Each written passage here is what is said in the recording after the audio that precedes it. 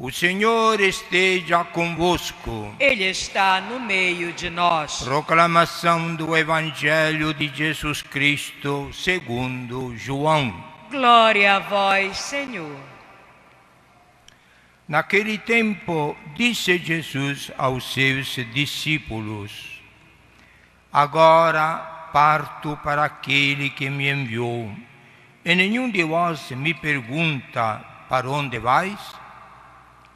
Mas porque vos disse isto, a tristeza encheu os vossos corações.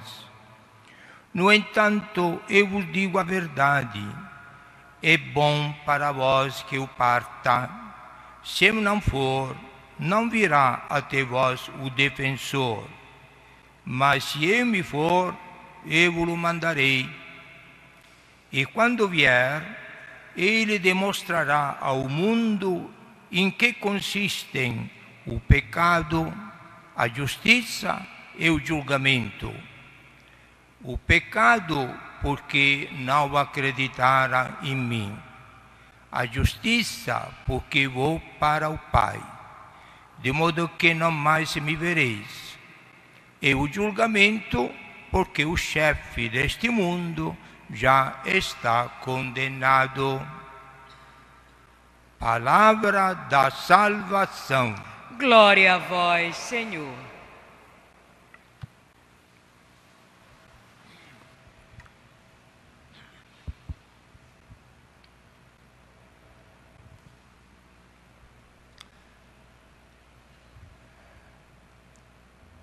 A primeira leitura dos Atos dos Apóstolos nos dá uma certa impressão que não dá para entender porque foi cortado o início desta leitura.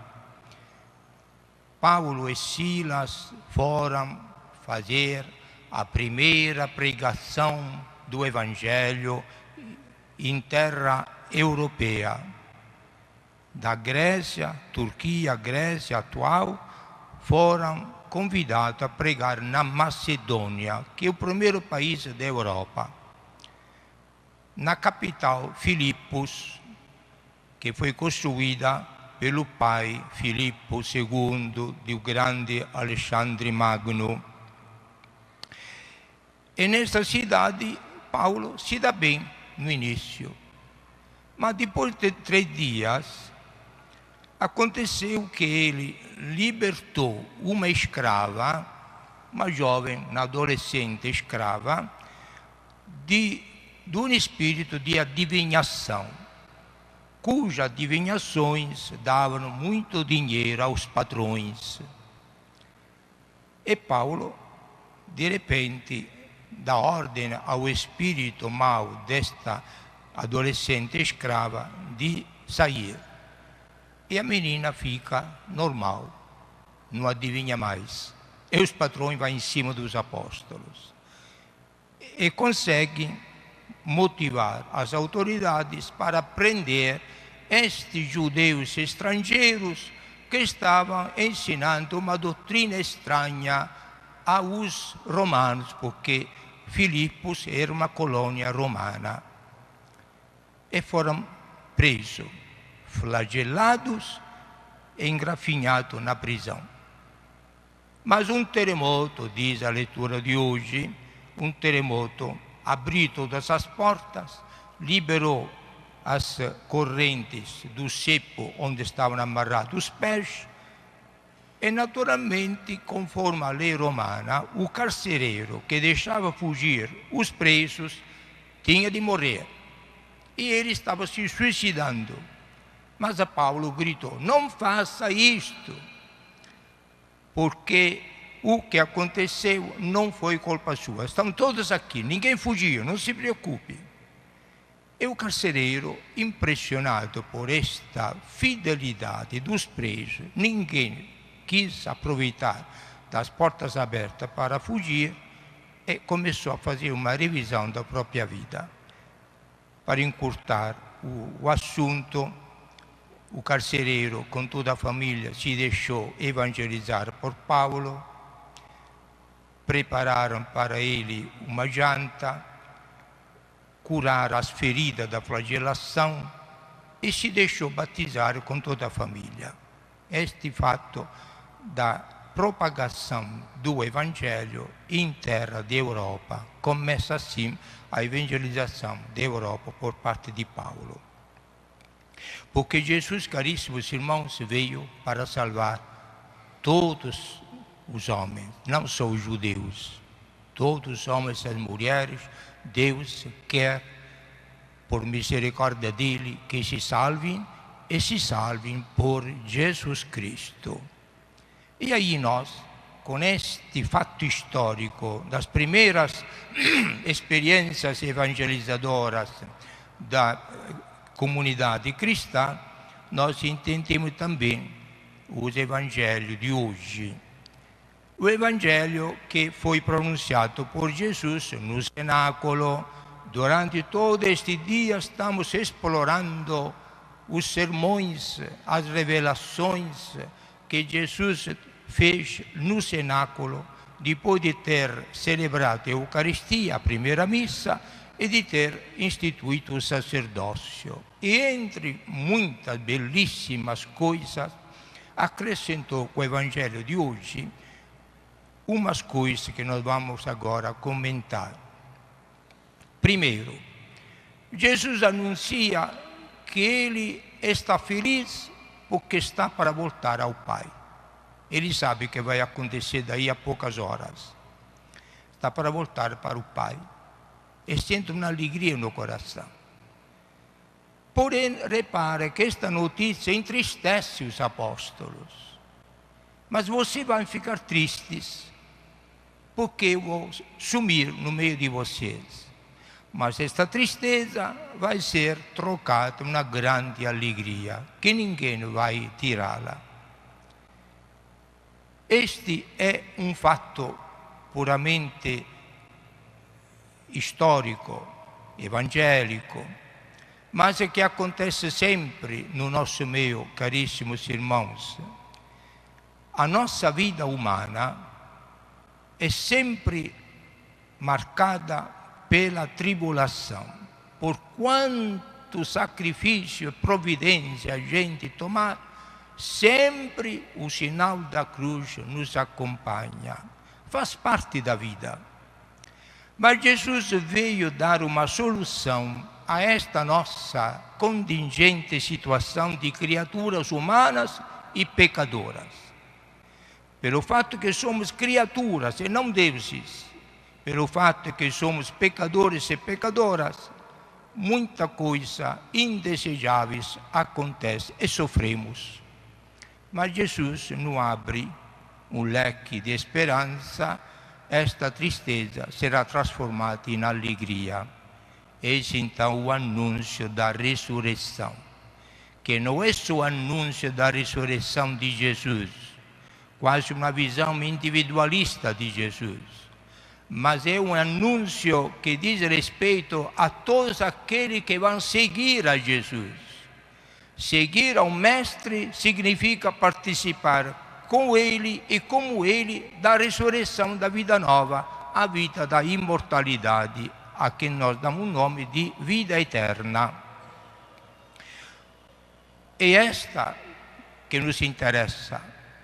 É para isto que a liturgia insiste no uso de todos estes sermões que ocupam 5 capítulos do Evangelho de São João, porque prepara e alimenta a nossa esperança, sabendo que Jesus não vem só para dar uma assinatura num decreto de liberação, mas ele pessoalmente deu um exemplo de como se derruba a morte e como se passa para a nova vida. E a esta nova vida ele quer nos levar. Estamos aqui nós, esta noite, participando desta celebração eucarística para alimentar esta esperança, para alimentar a nossa confiança na vida eterna e para não ficarmos desanimados, ou pior, desesperados pelas tribulações e a cruz da vida.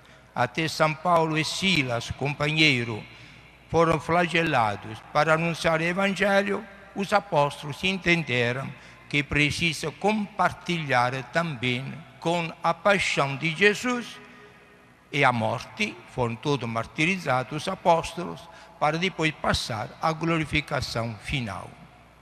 E Jesus conclui, conforme o Evangelho de hoje, dizendo: quando eu voltar para a casa do Pai, com meu Pai, aí o mundo será julgado. Será julgado enquanto ao pecado, será julgado enquanto à justiça, será julgado enquanto à eternidade. Enquanto ao pecado. Qual é o pecado? Jesus explica: o pecado pior que possa acontecer a qualquer pessoa e ao mundo é rejeitar a Jesus. Esta é a tragédia do mundo. Porque não há tesouro maior do que Jesus. O Pai, na sua infinita misericórdia, bondade e felicidade, não encontrou nenhum outro tesouro mais valioso para presentear a todos os homens e mulheres do mundo e de todos os tempos do que doar o próprio Filho Jesus.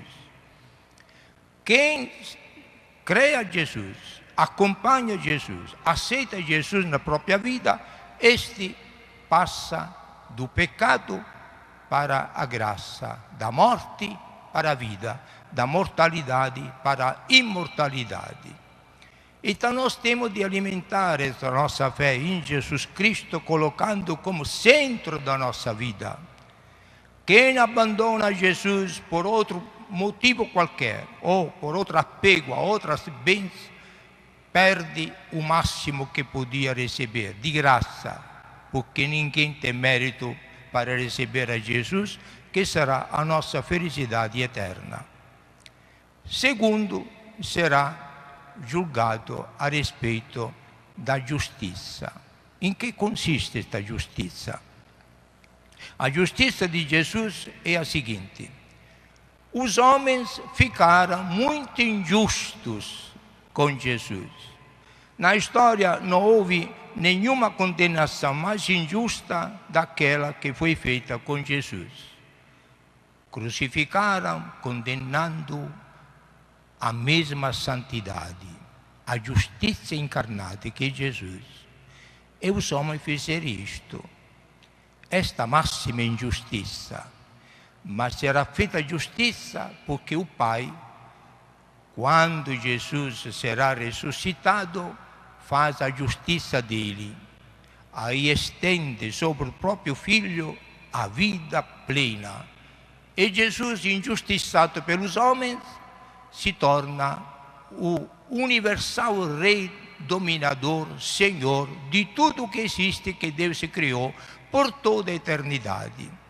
Esta é a justiça que Deus Pai vai fazer.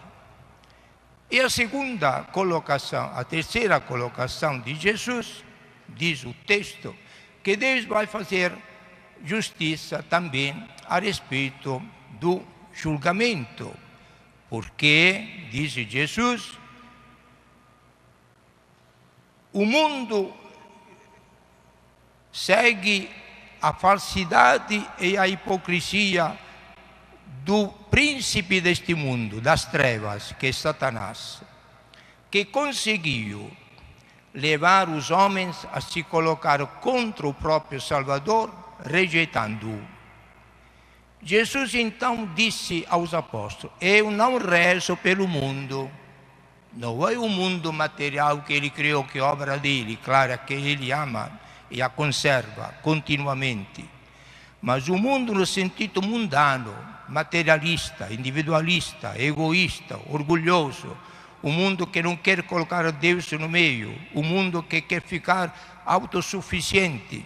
Para este mundo Jesus não rezou, porque é falso, é hipócrita, e ele é a verdade. Mas haverá o julgamento deste mundo, quando, terminando a história da salvação, aí Deus vai fazer o julgamento final e o mundo será excluído do reino da glória e da felicidade eterna. Conclusão, caríssimos irmãos. Primeiro, aceitemos Jesus como príncipe, o Senhor da nossa vida. Procuremos sempre de não perder este seguimento de Jesus, a sequela de Jesus. Ele é o único caminho, Ele é a verdade, Ele é a vida eterna.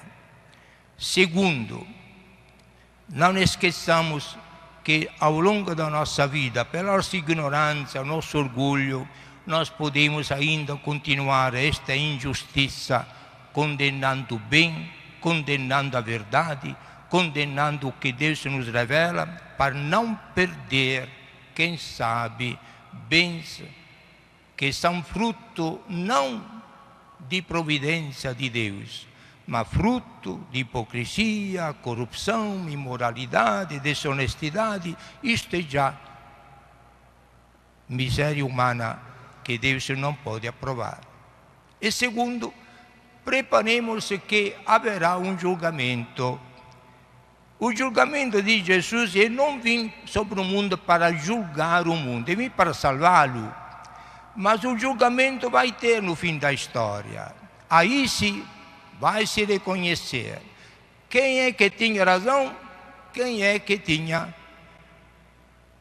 a verdade na própria vida. É aí que será feito o julgamento final. Jesus será proclamado pelo Pai juiz universal de toda a história. Ele, o Senhor da história e da eternidade. E os que não quiseram seguir a Jesus, aí serão excluídos desta glória. São palavras de Jesus. Nós reforcemos a nossa fé neste período para poder compreender tudo isto, que são revelações novas que Jesus faz à nossa inteligência, à nossa cultura. Precisamos daquilo que Jesus promete e manda, que toda a finalidade desta liturgia até domingo, este domingo e outro domingo, domingo de Pentecostes, o anúncio da chegada do defensor e consolador da humanidade, que é o Espírito Santo. Conseguimos acolher, entender, assimilar e vivenciar estas verdades que Jesus acaba de anunciar, porque Ele nos comunica o Espírito dele. Aliás, sem isto, nós ficaríamos completamente nas trevas. Mas com o Espírito Santo dá com facilidade acolher esses anúncios de Jesus e alimentar a nossa esperança. Este Espírito Santo vai nos consolar, nos sustentar ao longo desta caminhada, às vezes dolorosa, para depois participar com Ele ao triunfo final junto com Jesus. Estes são os passos decisivos que nós temos de fazer nestes próximos dias, próxima semana, preparando a Pentecostes, a descida do Espírito Santo, que é a alma da igreja e a alegria de todos os corações. Que o Espírito Santo nos ilumine, nos console e nos defenda das mentiras do mundo, para viver na verdade, seguir o único caminho de salvação que é Jesus e chegar à nossa imortalidade e eternidade como presente do céu. Louvado seja nosso Senhor Jesus Cristo. Para sempre seja louvado.